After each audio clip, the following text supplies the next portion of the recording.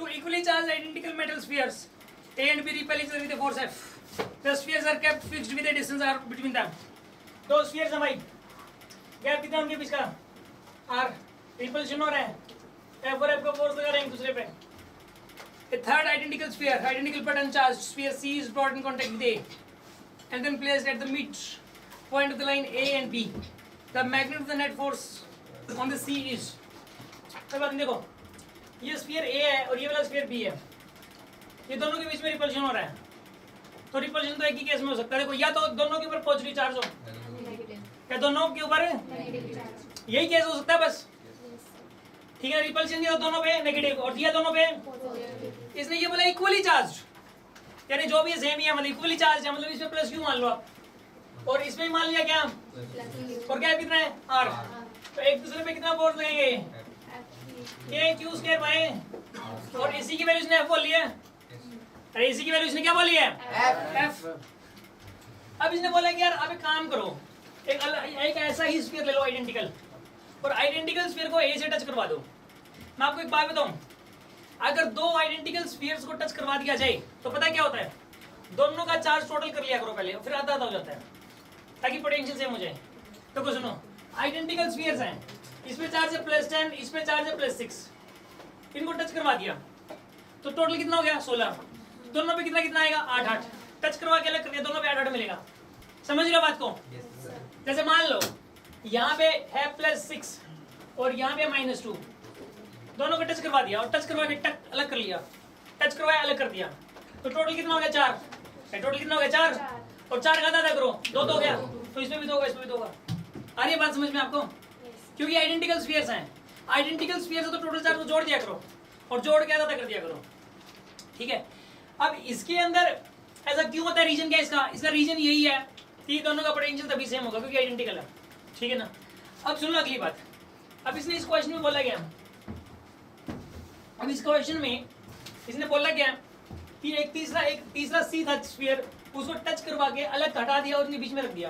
यही बोला है, मतलब यहाँ पे इसको टच करवाया, यहाँ पे फिर यहाँ रख दिया, ये वाला यहाँ पे, ये ए है, ये बी है, ये सी है, इसमें तो क्यू का ही रहेगा क्योंकि इसके साथ तो कोई छेड़छाड़ की नहीं, और इसके साथ इधर छेड़छाड़ हुई है ना, टच करवा के यहाँ रख दिया, तो यहाँ पे क्या आएगा +q/2. यहाँ पे कितना आएगा बताइए, +q/2. ये वाला गैप कितना होगा r/2, और ये वाला गैप कितना होगा बताइए r/2.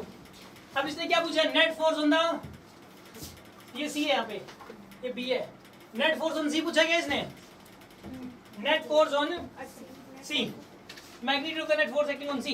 एक काम करो आप, ये दोनों को देख लो एक दूसरे पे कितना फोर्स लगाएंगे, ये तो रिपल्सिव लगाएंगे.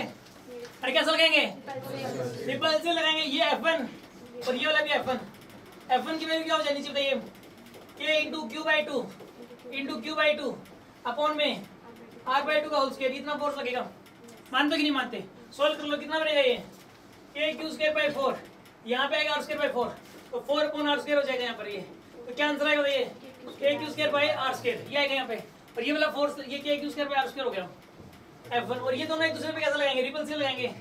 तो ये F2 मान लो, इधर कितना लगेगा F2, इसके ऊपर भी क्या लगेगा वैसे F2, लेकिन इसका ये F2 निकालना है. F2 की वैल्यू तो कितनी आ जाएगी यहाँ पे, F2 की वैल्यू आएगी K × Q/2 Q बाई में r/2 का होल स्क्वायर. सोल्व करने का K/2 अपॉन में इंटू में 4/r². तो क्या आ जाएगा यहाँ बताइए, 2K/2 तो इधर आएगा 2K/2 तो एक बात है, इसमें 2 फोर्स लग रहे हैं. एक तो लग रहा है ये वाला K/2 का इधर, और एक लग रहा है इधर. तो इन दोनों में से बड़ा कौन सा है, ये वाला बड़ा है ना इसमें से, और ये वाला छोटा है. एक बात बताओ, नेट फोर्स कितना हो जाएगा इसमें बताइए, K/2 तो इसके बराबर ही आ गया यार. तो आंसर वही आएगा, F के बराबर ही आंसर है इसका. समझ में आ रही है कि बात नहीं आ रही. ये वाला पेपर में अगर क्वेश्चन आ जाए तो ये डायरेक्ट करने वाला है, मतलब इसके ऊपर ये टाइम वेस्ट वाला नहीं है. ऐसा नहीं कि इसको बाद में करेंगे, ये डायरेक्ट करने वाले जितना देर मैंने समझाने में लगाया उसका भी ज़्यादा टाइम लगेगा इसको करने में. ठीक है ना. इसमें लेकिन ना जल्दबाजी में मिस्टेक, ये सही मिस्टेक ये ना हो जाएगी, r/2 की जगह r ले लिया आपने, चार्ज Q/2 लेना था Q ले लिया कहीं पे. तो इसके अंदर आप जो ना, मतलब ये वाला क्वेश्चन अगर आते ही थोड़ा सा इत्मीनान से करने वाला क्वेश्चन है ये. समझ लो ना, इत्मीनान मतलब समझते हो आप क्या होता है, आराम से, बिल्कुल बिल्कुल.